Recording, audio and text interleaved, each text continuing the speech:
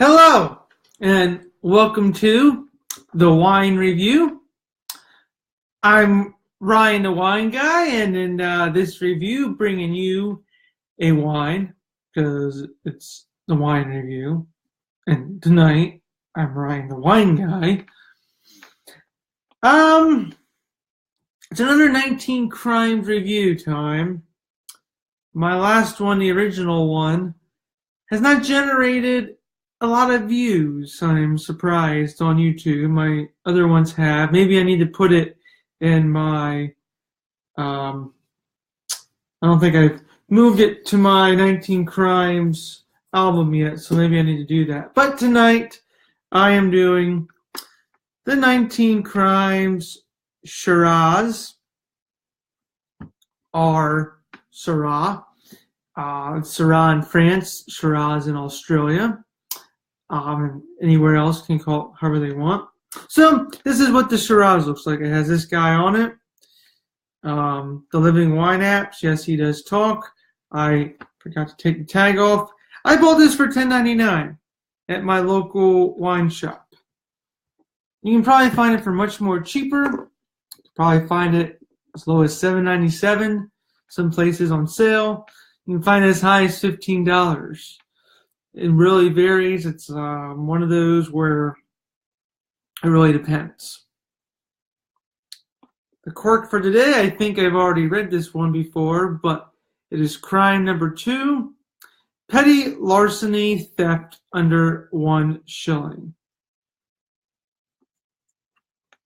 Okay, let's get right into it. A few things about it.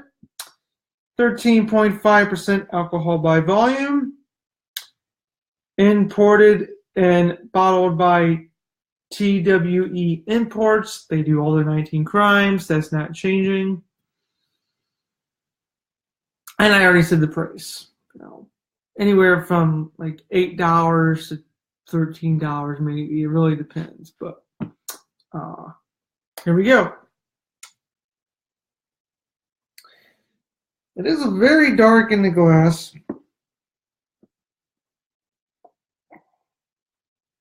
Barely may get my hand. I mean, it's not terribly opaque, but it's definitely a nice purple hue. A little bit of ruby on the edges, but nice purple hue on it.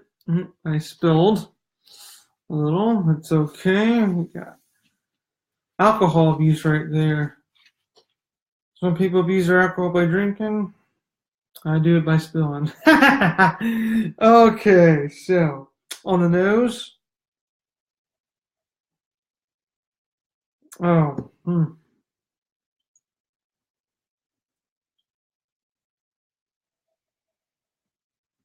There is a spice that's in there. Like a little bit of not like a spicy spice, not like a pepper, not like a or not like a chili spice, but more so like an allspice sort of. Maybe a little bit of mint or clove.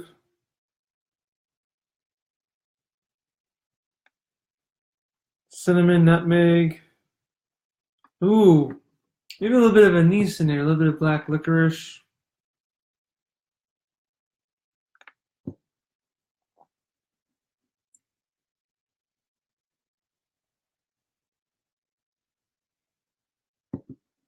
Definitely like a sweeter note, but not with it being super sweet though.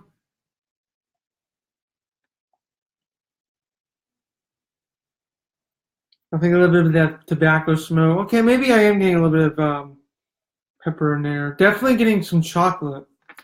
Some chocolate. Hints of vanilla, so maybe like a mocha sort of thing. A little bit of tobacco, a little bit of cigar box.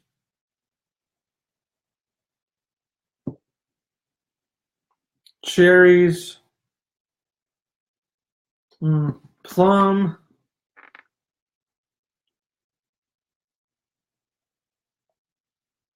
A little bit of blueberry.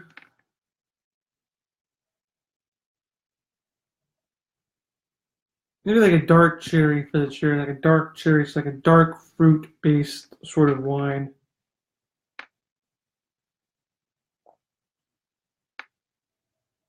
Yeah, I am getting, like I say, I'm getting a little bit of a little bit of that black pepper showing up, but I also am getting like a lot of that allspice. Ooh, you know what?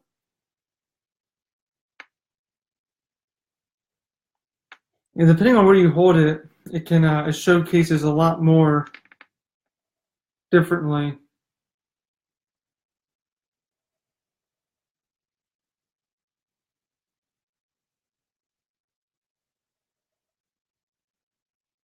All right, let's try it.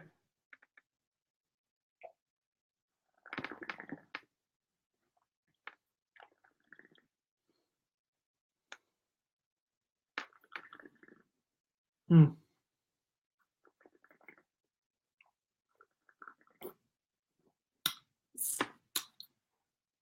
All right, well, definitely a fruity wine. Definitely could be mistaken as a sweet wine. It does have a sweet aspect to it. Very fruit forward.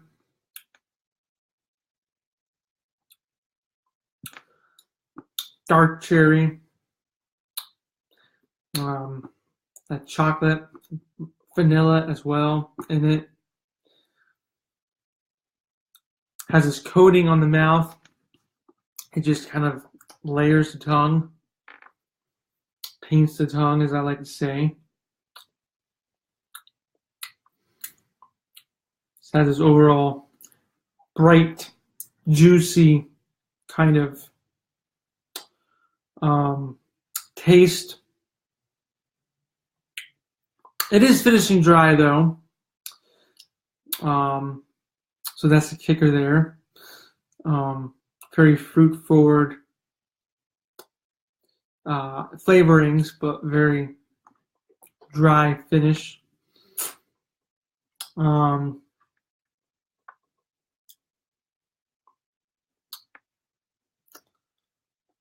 And then once the finish happens, there's really nothing lingering there. It's almost like it's a dry finish, and then that's it. There's no fruit left lingering. There's no spice left lingering.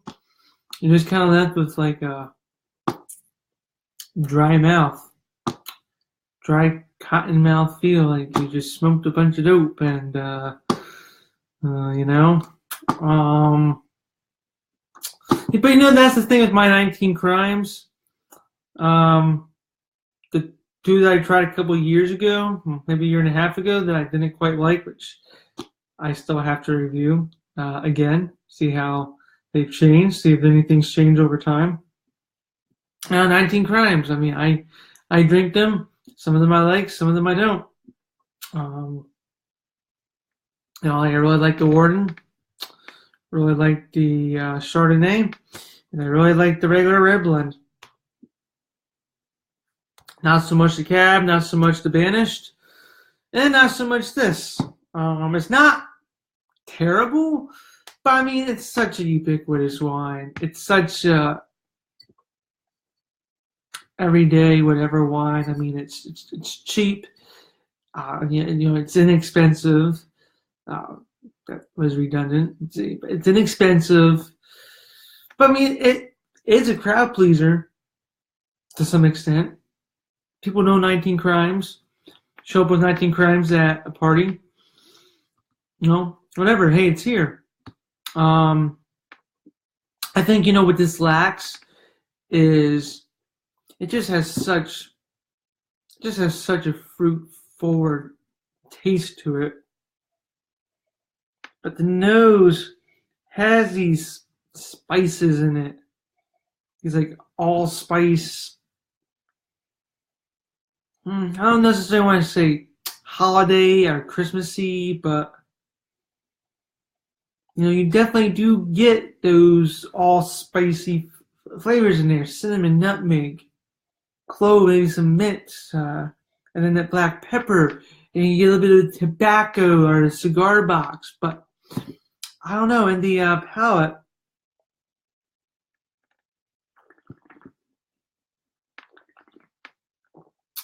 the palate's just so,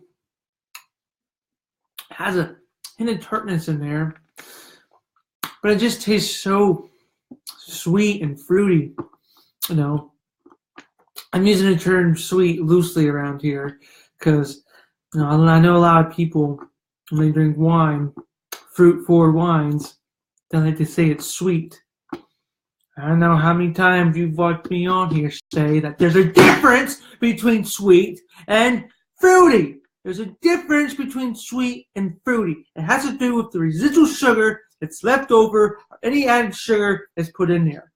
Okay? Sweet wines typically have lots of residual sugar left over, or even in some cases, added sugar into it to make it taste sweet. That's why it's a sweet wine. This is a fruity wine. It's a fruit forward wine. It's as if you are eating a fruit fresh off the vine. Is it going to be sweet?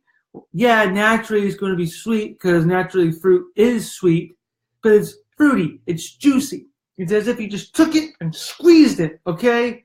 That's the difference. You're not taking a thing of sugar. I don't have a sugar carton around here, but it's not like you're just going and adding it onto the fruit to make it sweet fruity. No, this is not sweet fruity. This is just regular fruity. There's no sweetness about this. Okay? I'm sorry, but it just gets to me when people drink a wine, they're like, this is sweet. No, it's not sweet, it's fruity. I mean, wait 10 seconds. It's going to finish bone dry. You're going to be salivating for some water because of how freaking dry your mouth is. Anyway, this has such a fruity taste to it, which I don't mind, but I feel that's all it offers. It offers just fruitiness, maybe a little bit of that vanilla-y, chocolatey sort of mocha coating, you know, that intermingle together.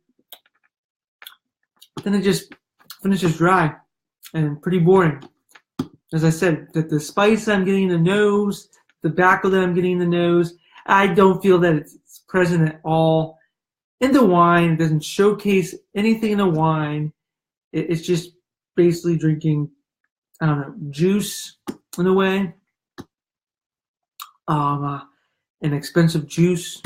It does have a little bit of complexity to it, but nothing more than that.